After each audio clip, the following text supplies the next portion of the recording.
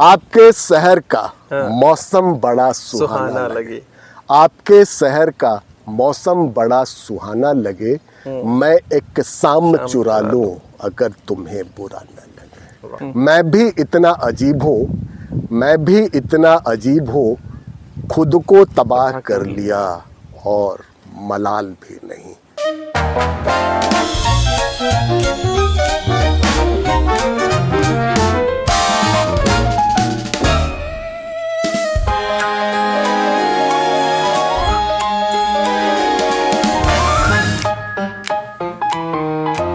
राकेश जी, बहुत बहुत स्वागत है आपका आज के एपिसोड में।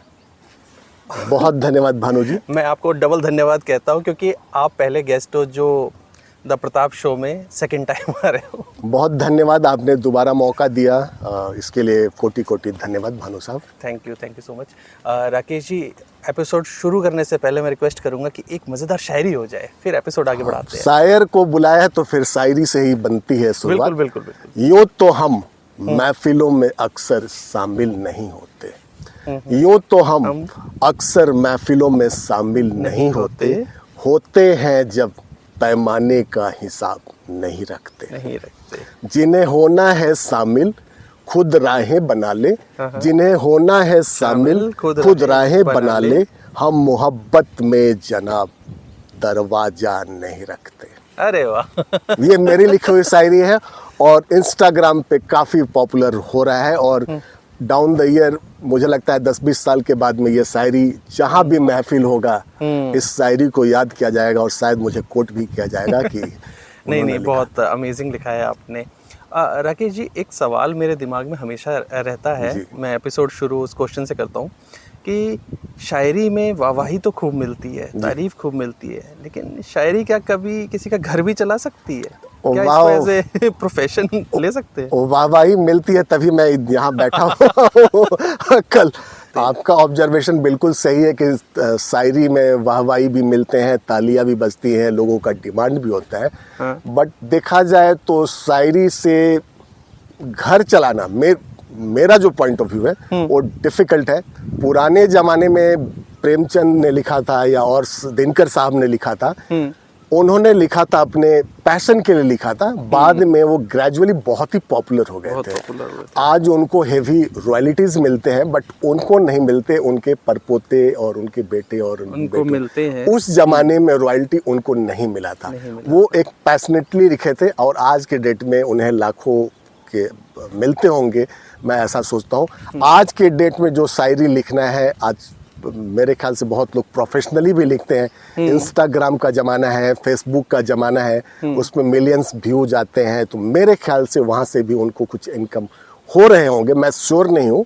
हालांकि मैंने इंस्टाग्राम पे देखा है, हालांकि बहुत क्लोजली मैं फॉलो करता हूँ इंस्टाग्राम को, लाखों लोग उस पे शायरी, कविताएं या लिटरेचर लिख रहे हैं और मिलियंस व्यू मेरे जैसे लोग अभी स्ट्रगलर हैं। काफ़ी सारे किताबों के थ्रू रॉयल्टी मिलना आज के ज़माने में थोड़ी मुश्किल हो गई है क्योंकि उसके कार्बन कॉपीज़, फोटो कॉपीज़ या दूसरे नकली पब्लिकेशन वाले हैं। एक सीईओ ने मुझे बताया था कि उनके पब्लिकेशन, ग्लोबल सीईओ, कि उनके पब्लिकेशन का किताबें कम बिक रही हैं क्योंकि डुप्लीकेट्स किताबें बिक रही हैं। तो अब मुझे लगता है कि ये जब से फोटो कॉपीज़, हार्ड कॉपीज़ या सॉफ्ट कॉपीज़ बनने शुरू हो गए, किताबों के जरिए आमदनी के सोर्स पहले से काफ़ी कम हो गए हैं। अच्छा राकेश जी, एक और सवाल था मेरे दिमाग में कि जैसे आप शायरी जब करते हैं तो आप देखते होंगे जो क्राउड होता है वो बहुत ना मतलब इम्प्रेस होने लगता है, तालियां बजती हैं, तारीफ़ करते हैं, बट जब कुछ लोग जस्ट सपोर्ट एक्सपेक्ट करते हैं कि कहीं स्पॉन्सरशिप मिल जाए आपको या कहीं आपको सपोर्ट मिल जाए, तो क्या वहाँ पर भी आपको वो प्यार दिखाई देता है या कहीं आपने फ़र्क देखा दोनों में कि शायरी सुनाने में? आम तौर पे अगर देखा जाए तो सामान्य लोगों के बीच में शायरी बहुत ही पॉपुलर होता है क्योंकि शायरी अगर देखा जाए तो दुनिया का सबसे क्रिएटिव वर्क होता है। बिल्कुल माना जाता है कि अगर अपने कुछ कविताएं या शायरी या कुछ कहानियां लिखी हैं तो वो उसको दुनिया का सबसे बेहतरीन क्रिएटिविटी माना जाता है और लोग उसको खासे एडमायर भी करते हैं। जहाँ तक बात है कि स्पॉन्सर मिले, तो स्पॉन्सर मिलनी आज के ज़माने में उतनी आसान नहीं है क्योंकि सारे स्पॉन्सर्स तो हमारे हीरो और स्पोर्ट्स वाले या क्रिकेटर या उनको फुटबॉलर ले ज़्यादा- जाते हैं। हाँ। अनफॉर्चुनेटली राइटर्स को वो मकाम अभी तक नहीं मिला है जो स्पोर्ट्स प्लेयर या स्पोर्ट्स या फिल्म एक्टरों को मिला है। एक्टरों को हालांकि मिल जाता है। जब भी लोग तन्हा होते हैं तो स्पोर्ट्स को और सलमान खान को याद नहीं करते हैं, फिर वो उन्हें शायरी याद आती गुलजार साहब, फराज साहब और Agree. दिनकर साहब को ही याद करते हैं। जब इंसान कोई तन्हा होता है या मजबूर होता है या प्रेम से भरा होता है तो फराज साहब ही याद आते हैं। क्या बात कर दी राकेश जी, आपने इतने बड़े बड़े नाम ले दिए, एक शायरी तो बनती है अभी। फराज साहब का सुनाना चाहूँगा। बहुत ही मैं उनको गुरु मानता हूँ। उनका शायरी है, सुना है लोग उन्हें आंख भरकर देखते हैं, सुना है लोग उन्हें आंख भरकर देखते हैं, तो हम उनके शहर में कुछ दिन ठहर कर देखते हैं। अरे वाह। सुना है लोग उससे बात करते हैं, तो हम उनसे बात कर कर देखते हैं। सुना है रब्त है उन्हें खराब हालों से, तो हम अपने आप को बर्बाद कर कर देखते हैं। सुना है गुलाब उनसे जलते हैं, तो हम बहार पर इल्जाम धर कर देखते हैं। अब उनके शहर में रुके या कूच कर जाएं, आओ फराज सितारे सफर के देखते हैं। अरे वाह वाह वाह, फराज साहब का क्या कोई तोड़ मतलब नहीं है। कितने डीप थॉट्स हैं इस शायरी में, एक एक वर्ड में ऐसा लग रहा है कितना मतलब मोतियों में पिरो कर लिखा गया फराज है। साहब तो अल्टीमेट है, उनका कोई तोड़ नहीं है। अरे वाह, ये बात आपने बिल्कुल सही कही कि जब इंसान एक जज्बात से गुजर रहा होता है तो चाहे उसे मूवी दिखाओ, स्पोर्ट दिखाओ, कुछ अच्छा नहीं लगता। कुछ नहीं। उस टाइम पे बस ये शायरी या ऐसे जो कविताएं हैं ये ही हमारे इमोशंस को संभाल सकती हैं। आपको मैं दूसरा कोट कर रहा हूँ कि आप किसी भी फिल्म स्टार को इंस्टाग्राम पे देखिए, मिलियंस और ट्रिलियंस व्यूज आते हैं, बट जो मैक्सिमम सेव होता है या शेयर होता है वो शायरी का होता है। शायरी का क्योंकि लोग उसको सेव कर लेते हैं। जब रात में तन्हाई या किसी इमोशन से गुजर रहे होते हैं तो उन शायरी को और लिटरेचर को देखते हैं। क्योंकि देखते हैं। लोग जब तन्हा होते हैं या जब किसी इमोशन से गुजर रहे होते हैं तो उस समय कोई स्पोर्ट्स प्लेयर या फिल्म स्टार साथ में नहीं आता है।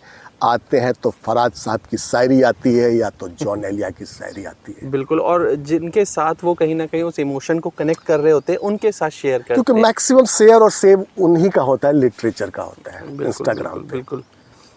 राकेश जी, आपने शायरी भी बहुत अच्छी सुनाई, लेकिन मेरे इस शायरी सुनते सुनते एक दिमाग में एक और क्वेश्चन आ रहा था कि जैसे सोशल मीडिया की हम अभी बात कर रहे थे कि पहले के जो शायर होते थे, जिन्होंने इतने बड़े बड़े नाम आपने बताए, ये सिर्फ किताबों तक ही सीमित थे क्योंकि उस टाइम पे नहीं था सोशल मीडिया, डिजिटल इतना नहीं था।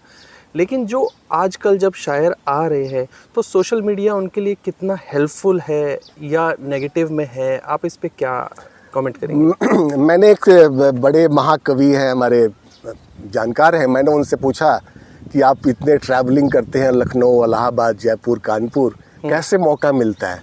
तो उन्होंने बोला कि मुझे मौके तो बहुत मिलते हैं, मुझे शॉल मफलर भी पहनाए जाते हैं, आने जाने का भाड़ा भी मिलता है, 10,000 5,000 रुपये उनको मिलते भी हैं, बट उनका भी पर्पस था क्योंकि उनको बहुत सारे मंच गोष्ठी और कवि सम्मेलन के बने हुए हैं, उनको बहुत सारे कॉल आते रहते हैं, बट उनका भी पर्पस ये था कि इंस्टाग्राम पे वो चल पड़े। हाँ, और मेरा होता है कि मुझे बुलाया जाए, लेकिन उनका होता है कि मैं इंस्टाग्राम पे चलूं, क्योंकि इंस्टाग्राम ने इस तरीके से कर दिया है कि ना आपको आने की ज़रूरत है, ना आपको जाने की ज़रूरत है, ना आपको सूटकेस में सामान भरने की ज़रूरत है, ना फिजिकली आने जाने से बच जाते हैं। वो पल भर में आपको नेम फेम मिल जाता है। तो आजकल के शायर शायद लॉजिस्टिक्स से बच जाते हैं और नेम फेम, और उसमें कोई बुराई भी नहीं है। आई थिंक कहीं ना कहीं उनको भी डिजिटल होने का अगर फ़ायदा मिल रहा है तो इसमें बुराई नहीं है। बुराई बिल्कुल नहीं है, क्योंकि फराज साहब और जॉन एलिया के करियर को देखा जाए या दिनकर साहब को भी देखा जाए, शायद उनको वो मकाम अपने लाइफ टाइम में नहीं मिला था जो आज मिल सकता है। जो आज मिल रहा है, क्योंकि वो फिजिकली ट्रैवल करता था। उनको कितने जगह वो ट्रैवलिंग करेंगे, न्यूयॉर्क, लंदन, चुनिंदे जगह। आज सोशल मीडिया के थ्रू सेकंड्स में आप एक वीडियो आपने रिलीज किया और वो वीडियो आपका कहीं भी रिलीज करके कहीं भी। तो फराज साहब और जॉन एलिया और जो भी बड़े शायर हैं, उन्होंने अपने पीक जो टाइम है शायद अभी भी उनका पीक टाइम नहीं आया है, उन्होंने नहीं देखा था। पीक टाइम तो अभी भी इनका आना बाकी है फरहाद साहब, जबकि वो आज से 30-40 साल पहले जा चुके। पीक अभी भी आना है, पर देखा नहीं क्योंकि उन्होंने peak। लोगों के बीच में शायद वो उतना पॉपुलर, क्योंकि जो जिनको इंटरेस्ट था वो तो जानते हैं, जैसे आप अपनी नाम ले रहे जी। हैं, मैं आपके थ्रू सुन रहा हूँ। अब मैंने शायरी ना कभी इतनी सुनी, ना मुझे उसमें उतना इंटरेस्ट उस टाइम था, तो मुझे उन लोगों के नाम भी नहीं पता ऑनेस्टली बताऊँ तो। लेकिन अगर आप बात करें कि अगर सोशल मीडिया पे स्क्रॉल करते में इनके नाम आए होते तो डेफिनेटली मेरे दिमाग में आ जाते। क्योंकि सोशल मीडिया का रीच इम्पॉसिबल सा हो गया है कि आप कहीं भी स्क्रॉल करिए तुरंत नाम। फरहाद साहब, जॉन एलिया या कुंवर बेचैन ने पूरी लाइफ टाइम स्ट्रगल करा है, इस कोने से उस कोने, उस कोने से इस कोने, सूटकेस बंधे रहते होंगे, ये सम्मेलन वो सम्मेलन। उन्होंने पिक अपनी नहीं देखी, तो पिक उनके जाने के बाद लोगों ने दिया है। लोगों ने दिया है। तो राकेश जी, एक शायरी और हो जाए जिसमें कहीं ना कहीं ये लोग जब शायरी लिखते थे तो एक होता है कि हम कलाकार हैं, हमें नहीं चाहिए नाम, नहीं चाहिए पैसा, धन दौलत, हम अपने लिए लिख रहे हैं। तो कोई एक ऐसी शायरी हो जाए। ऐसी शायरी किसकी आप सुनना चाहेंगे? जिसकी आप सुनाना चाहेंगे। मुझे बुलाया है तो आपको आप मैं अपनी शायरी ही सुनाऊंगा। सुना दीजिए। इन आंखों में जो जाम हुई, क्योंकि मैं रोमानियत को फॉलो करता हूँ, मैं सैडिस्ट शायर नहीं हूँ। हाँ। मैं रोमानियत फरहाद साहब को फॉलो करता हूँ, तो मेरे जो भी शायरी होंगे उसमें चांद होंगे, तारे होंगे, उसमें फवारे होंगे, उसमें रोमानियत होंगे। तो उसमें मेरी शायरी है, इन आंखों में जो जाम हुई, इन आंखों में जो जाम हुई, शहर के सारे मधुशाला भी बेकार हुई। अरे क्या करे तेरे जाली मदा का, क्या करे तेरे जाली मदा का, मेरी चाहत भी सरेआम हुई। कहा जाता है इश्क और मुस्क छिपाए छिपती नहीं, तो उसी पर मैंने लिखी थी, अगर किसी को नाम कमाना है तो नाम धीरे, उसको कोई रोक नहीं सकता। और इश्क कितनी भी आप बच के करें, जमाने को इश्क के बारे में पता चल ही जाता है। तो इसी पर मैंने लिखा था ये। बहुत सुंदर लिखा है आपने, बहुत अमेजिंग है। बहुत धन्यवाद भानु साहब। राकेश जी, जैसा आपने बताया अभी कि सोशल मीडिया के थ्रू हेल्पफुल तो बहुत हो गया है राइटर्स के लिए, शायर के लिए, पर कहीं ना कहीं आपको ऐसा भी लगता है कि हर हमारे प्रोफेशन होते हैं उसमें कहीं ना कहीं कॉम्पिटिटिव बहुत ज़्यादा हो गया है। वो ऐसा लगता है कि एक शायर ने बड़ी मेहनत से कोई थॉट बनाया, लिखा, लेकिन आजकल ऐसा है कि मान लो आपका कोई वीडियो डाउनलोड करे, उस पर अपना नाम लगा दे, अपनी शायरी बना के आगे फॉरवर्ड कर दे, क्योंकि डिजिटल में आप रोक तो सकते नहीं है। तो इस पे आप क्या कहना चाहेंगे? भानु साहब, हवा भी चल रही है, हवा चल रही है, इसके बावजूद इसमें आग को जलने से कोई रोक सकता है क्या? नहीं, बिल्कुल नहीं रोक सकता। टैलेंट अगर है, अगर जिगरा है, फौलाद है, तमाम कोई किसी की चोरी कर ले, कॉपीराइट्स कर ले, उसको रोक नहीं सकता। हो सकता है आज ना हो, 10 दिन के बाद हो, 10 दिन के बाद जो होगा वो तूफान और प्रचंड होगा, क्योंकि वो लिथल हो जाएगा कि इसने कॉपी चोरी करी है तो दुगने पावर के साथ में रिवर्ट बैक करना है। तो तूफान को चलने या टैलेंट को कोई रोक नहीं सकता है। ये बात तो सही कही आपने, क्योंकि मुझे ऐसा लगता है कि ये चीज़ें जो होती हैं ना, ये कहीं ना कहीं आपके इमोशन से जुड़ी होती हैं। अगर किसी शायर ने, जैसे आप बताते हैं, आप लिखते हैं, कितने इमोशन लगते होंगे एक थॉट को आने में, फिर उसे कंपाइल करके कहते हैं, मैं हिंदी वर्ड उतने नहीं जान रहा हूँ अभी, बट एक शब्दों में पिरो करके एक शायरी बनाते हैं, तो कितना अटैचमेंट होता होगा कि ये मेरी लिखी हुई एक शायरी है। शायरी एक काइंड ऑफ में अगर किसी शायर ने या किसी ने लिखा है तो उस पे उसके पूरी तरीके से जज्बात लगे होते हैं। क्योंकि मुझे जब शायरी लिखना होता है तो मेरी गाड़ी लगी हुई है, 1-2 किलोमीटर मैं कम्यूट करूँगा, वो थॉट्स को लाऊंगा। क्योंकि शायरी लिखने के लिए अब कभी कभी क्राउडेड प्लेस पर आप कॉन्सेप्ट बना लेते हो कि एक कॉन्सेप्ट रहेगा, बट जब एग्जीक्यूशन होता है, जब उसको फिनिशिंग टच देना होता है, तो आप साइलेंस ढूंढते हो।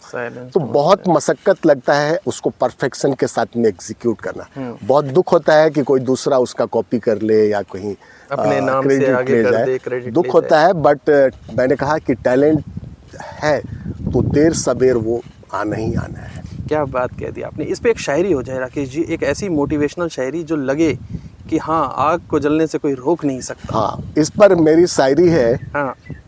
डूबते हैं सैलाबों में वही अक्सर, डूबते हैं सैलाबों में वही वही अक्सर जिनका किनारों से नहीं होता कोई वास्ता। यूं तो निकला था तुम्हें पाने की धुन में, यूं तो निकला था तुम्हें पाने की धुन में कि तूफानों ने भी मुझी से पूछा रास्ता। अरे वाह कर ले, कोई कॉपी कर ले, हम और कर ले कॉपी करेगा तो दोगुने पावर के साथ और अच्छे लिखूंगा। ये बात आपने बहुत बढ़िया कही। ये तो ऐसी मोटिवेशन मतलब भर दे किसी इंसान के अंदर। वैसे भी मतलब कहा जाता है राकेश जी की शायर बहुत सॉफ्ट हार्टेड होते हैं, उनके दिल में इतना मतलब इमोशन जज्बात इतने ज़्यादा होते हैं, उसमें नफ़रत के लिए कहीं जगह ही नहीं होती। कि चाहे ठीक है कोई अगर गलत भी सोच रहा है तो मुझे नहीं लगता कोई शायर मन से इतना कठोर हो सकता है कि नहीं मैं पहले लड़ाई करूंगा, मैं ये सब करूंगा, कॉपीराइट केस करूं, ये करूं। मुझे नहीं लगता कि कोई शायर अगर सच्चा शायर है जो दिल से मतलब लिखता है, आपको क्या लगता है कि वो इन सब चीज़ों में जाएगा? पहले अगर वो कठोर होता तो शायर होता ही नहीं। अरे उसमें इमोशंस भरे हुए हैं, सेंटिमेंट्स भरे हुए हैं, जज्बात भरे हुए हैं, बड़ी फ्रगाइल नेचर के होते हैं वो लोग। तो अगर किसी ने हर्ट कर दिया या जज्बाती भी होते हैं। मैं यहाँ पर आकर आपके पॉडकास्ट में आके बहुत ही खुश हो रहा हूँ क्योंकि मैं जज्बाती हूँ, क्योंकि मुझे लगता है ये बहुत बड़ा मकाम है और है भी, आपने दिया भी है क्योंकि मैं भी स्ट्रगलर हूँ। तो शायर एक बहुत ही जज्बाती किस्म को होते हैं। बात यह है कि अगर शायर को देखा जाए तो सॉफ्ट होते हैं, उनको दुनिया में और क्या चल रहा होता है, किसने क्रेडिट ले लिया, किसने बैक स्टेपिंग कर दिया या किसी ने कुछ कर दिया, उनको वो उन परवाह से बेफिक्र बैठे होते हैं। वो अपनी दुनिया में मग्न होते हैं, कलम के थ्रू उनके जज्बात निकल के आते हैं और दुनिया उनको क्रेडिट दे या न दे, बट वो अपने काम में धुन से लगे उसमें भी खुश रहते हैं। मुझे लगता है कि कहीं ना कहीं जो वो हर्ट भी होते हैं तो उसमें भी उनकी एक शायरी निकल आती है। हर्ट होते हैं तो वो किसी सोसाइटी के लिए वो डेंजरस नहीं होते हैं, वो कलम के थ्रू अपने गुस्सा नहीं होता, अपने इमोशंस को निकालेंगे। गुस्सा अगर देखा जाए तो गुस्सा नहीं बोला जाएगा, मैं उनको बोलूँगा मोटिवेट करना। रामधारी सिंह दिनकर हुए हैं या दुष्यंत कुमार हुए हैं, जिन्होंने गवर्नमेंट के खिलाफ में उन्होंने जज्बात को लिखा था, लोगों को मोटिवेट करा था इस शासन को उखाड़ फेंकने के लिए। मैं उसको अभी भी गुस्सा नहीं बोलूँगा, मैं उसको बोलूँगा जज्बात लोगों को प्रेरित करना कहूँगा। वाह, ये बात आपने बहुत सही कही कि गुस्सा is not a right word. ये जज्बात होते हैं जो हमारे, चाहे किसी जज्बात में हमें प्यार झलकता है तो किसी में थोड़ी नाराजगी होती है। राइटर्स के बारे में कहा जाता है कि राइटर्स भूगोल भी बदलते हैं, इतिहास तो उन्होंने बदला ही बदला है। अगर अंग्रेजों के खिलाफ अगर देखा जाए या किसी गवर्नमेंट के खिलाफ देखा जाए तो दुष्यंत कुमार की शायरी या रामधारी सिंह दिनकर की शायरी, फौजी लड़ते हैं, सैनिक लड़ते हैं, जज्बा भरने का काम हमेशा राइटर करते हैं। चाहे अमेरिका का इतिहास देखिए या इंडिया का देखिए, सैनिक लड़ते हैं, पीछे से जज्बा राइटर्स का होता है। बिल्कुल बिल्कुल, बिल्कुल। तो राइटर्स अपने कलम से इतिहास भी बदला है और भूगोल बदलने की भी क्षमता रखते हैं। तो राकेश जी, आपको ऐसा लगता है कि अगर आप और कुछ समय पहले अगर शायरी शुरू कर देते तो आप एक अलग ही मुकाम पे होते? आपको मौका मिलता तो आप फुल टाइम अपने आप को शायर देख सकते हैं? पहले कभी सोचा नहीं था या कभी उस तरीके से इमोशंस नहीं आते थे। लेकिन अब सोचता हूँ कि यार, क्योंकि मैं अभी इस फेज को रीडिफाइनिंग का फेज मैं मानता हूँ अपने को। बहुत सारे लोग बोलते हैं कि इस एज में रीडिफाइनिंग का जो होता है बहुत डिफ़िकल्ट होता है, बट मैंने शायद कि मेरी एक थोड़ी सी पहचान अगर आप जानते हो या मैं इस बैठा हूँ तो शायद अपने रीडिफाइनिंग इमेज के चलते बैठा हूँ। तो इस एज में आके रीडिफाइनिंग करना डिफ़िकल्ट होता है। बट सवाल आपका ये है कि अगर पहले अगर करा होता तो शायद मकाम कहीं और अलग होता। हाँ, क्योंकि मुझे लगता है कि कभी कभी हमें अपने अंदर की कला को पहचानने में थोड़ा समय लग जाता है। मुझे थोड़ा नहीं, मुझे बहुत टाइम लगा, बहुत ज़्यादा ही टाइम लगा। और लोग आज भी बोलते हैं कि आप बेहद खूबसूरत लिखते हैं। बहुत सारे आपके जैसे चुनिंदे मित्र हैं, मुझे फ़ोन करके मैसेज किया आपने क्या लिखा है आप। मैंने बोला कि अभी ट्रिगर होना था तो अभी ट्रिगर, अगर 10-20 साल पहले ट्रिगर हो गया होता तो शायद मैं कहीं और होता। हम आपको टीवी पे देख रहे हैं। आपके मुंह में घी शक्कर हम कोशिश करेंगे। टीवी में देख रहे होते टीवी में। और अभी भी हम मतलब विश करते हैं आपको कि अगले 1 साल में आप ऐसी जगह परफॉर्म कर रहे हो जहाँ परफॉर्म करना चाहते हैं और ऑटोग्राफ के लाइन में हम लगे हों? उम्मीद पर देखिए, मैं हूँ बहुत जिद्दी किस्म का इंसान। कुछ प्रोजेक्ट्स मैंने सोच रखे हैं जो मैं अभी डिवल्ज नहीं करूँगा। सपने ऐसे देखिए कि लोग उस पर हंसे, तो मैंने भी कुछ देखे हैं, अभी डिवल्ज नहीं करूँगा, अदरवाइज लोग हंसेंगे। जब मिलेंगे तो बताऊँगा, जग जाहिर भी होगा। बट अभी है कि हाँ, कुछ बेहतर जरूर करना। तो राकेश जी, एक रुमानी शायरी हो जाए। रुमानी शायरी। मौसम बहुत खूबसूरत कर रखा है भानु साहब। आपके शहर का मौसम बड़ा सुहाना लगे, आपके शहर का मौसम बड़ा सुहाना लगे, मैं एक शाम चुरा लूं अगर तुम्हें बुरा न लगे। डूबना है तो इतने सुकून से डूबो, डूबना है तो इतने सुकून से डूबो कि आस पास के लहरों को भी पता ना लगे। कैसा राजमी? अरे वाह, बहुत ही खूबसूरत शायरी है, बहुत खूबसूरत शायरी है। मैंने पहले भी, लेकिन ये मैं शायरी सुनाए अपने आप को मानता नहीं हूँ। बहुत ही खूबसूरत शायरी बहुत है। सुंदर है, मतलब बहुत ही अमेजिंग है, खास करके जो उसका स्टार्ट है ना, ओ बहुत माशाल्लाह, सुंदर है। बहुत ही खूबसूरत शायरी है। एक और शायरी आपको सुनाता हूँ रोमानियत का।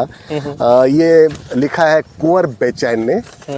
पूरी धरा भी साथ दे तो और बात है, पूरी धरा भी साथ दे तो और बात है, तुम जरा सा भी साथ दो तो क्या बात है। चलने के लिए लोग एक पैर पर भी चल रहे हैं, चलने के लिए एक पैर पर भी चल रहे हैं, दूसरा भी साथ दे तो और बात है। अरे वाह, ये कुंवर बेचैन ने लिखा है।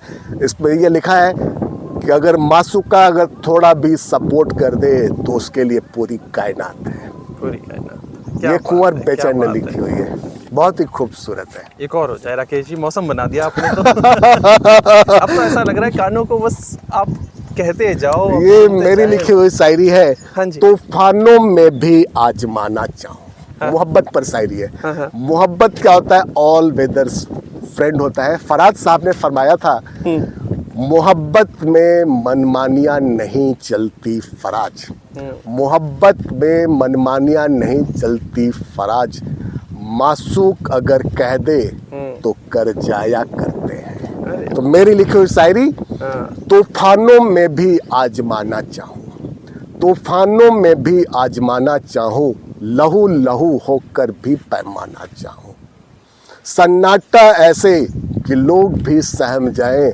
फिर भी हम तुम्हें गले लगाना चाहें।